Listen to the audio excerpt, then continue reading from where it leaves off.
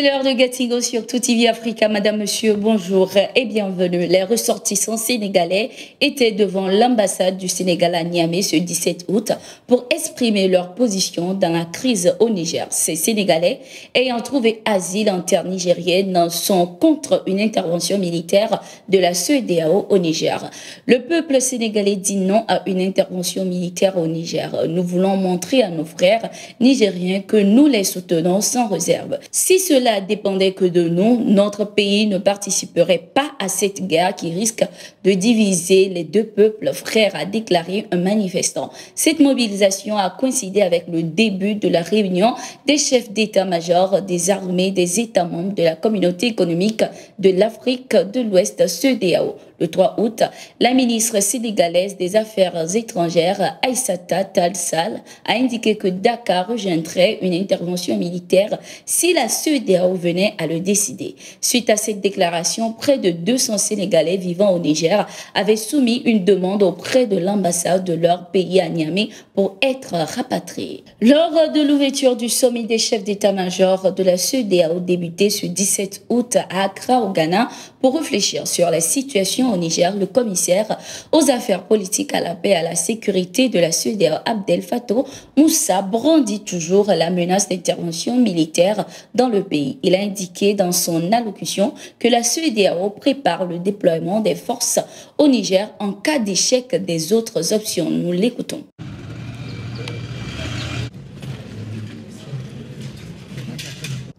This junta in Niger is playing cat and mouse with the community. They should know one thing. They have flouted their own constitution that forbids military incursions into politics. They have flouted ECOWAS instruments, particularly the various sections of the Supplementary Protocol on Democracy and Good Governance that declares zero tolerance for power obtained or maintained by unconstitutional means.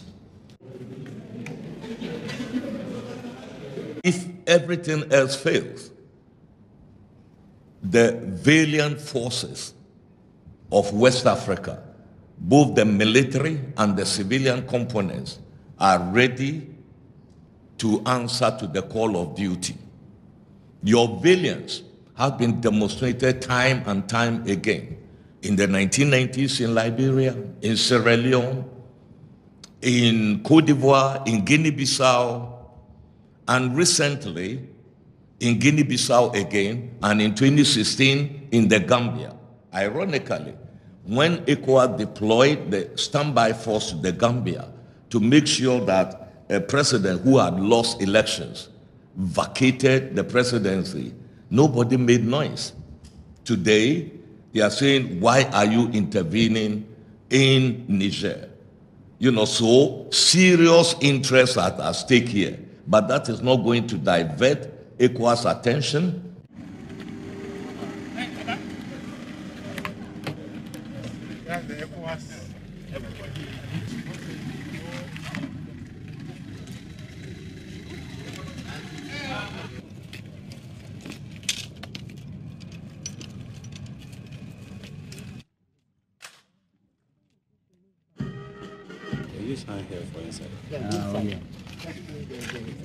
Le Premier ministre malien Choguel Kokala Maïga a recadré le président ivoirien Alassane Ouattara suite à son soutien aux décisions de la CEDEAO, notamment l'intervention militaire au Niger. Le Premier ministre malien a lancé un appel au président ivoirien afin qu'il ne se laisse pas manipuler par une puissance étrangère pour aller en guerre contre le Niger, un pays frère.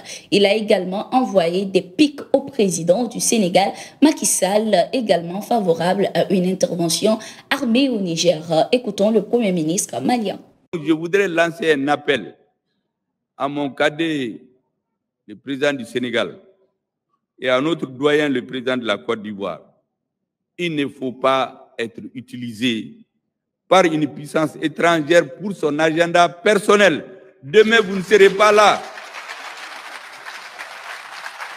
Demain, quand vous ne serez pas là, parce que tout humain et appelé à partir. Il ne faut pas que ce soit vos traces que l'Afrique va retenir. Il ne le faut pas. Ce n'est pas honorable pour votre peuple. Et d'ailleurs, est-ce que les militaires de ces pays vont venir tuer leurs frères nigériens? Je suis sûr que non. Personne ne veut de cette guerre. Moi, j'étais surpris un peu récemment par une sortie de mon cadet Macky Sall. Vous savez, en 2018-2019, moi, je suis beaucoup. Macky Sall a une conférence sur la paix au Sénégal, s'est interrogé.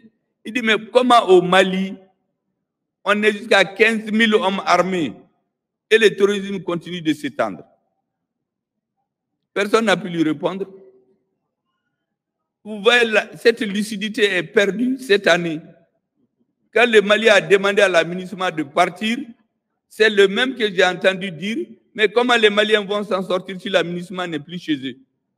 Mais il faut apprendre à être cohérent.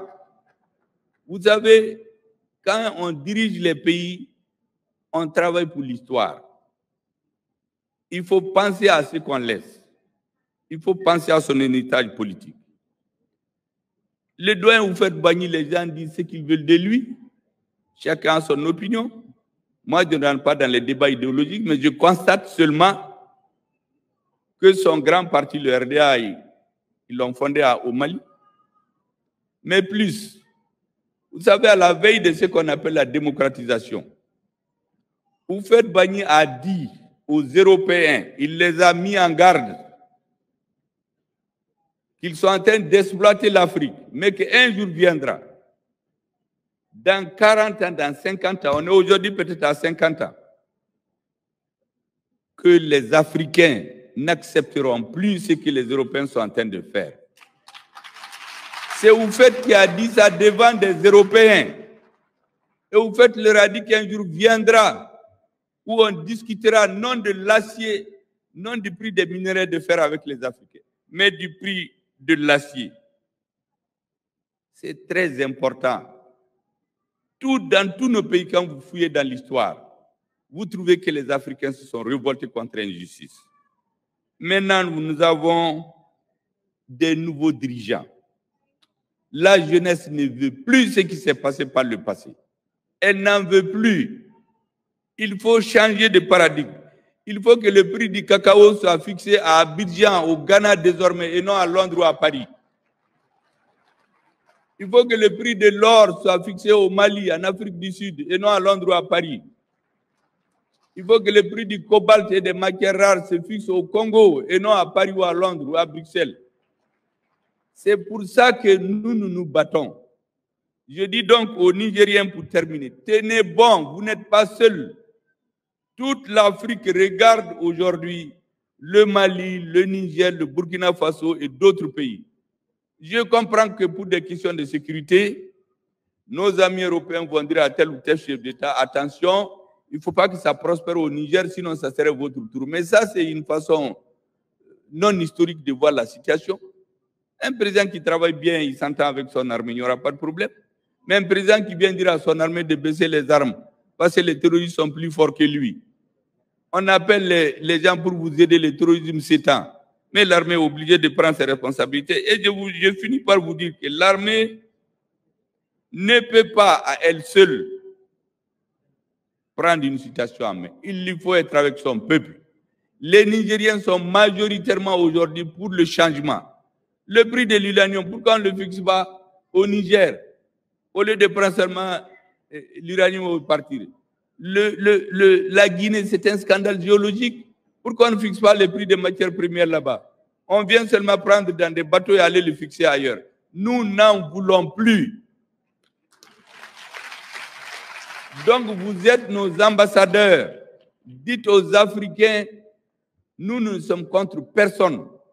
On n'est pas contre les Français, on n'est pas contre les Américains. Nous avons des amis, nous avons des citoyens maliens qui ont la double nationalité. Ce que nous voulons, qu'on nous traite d'égal à égal, qu'on nous respecte et rester conforme aux trois principes que notre président Assimi Goïta a dit.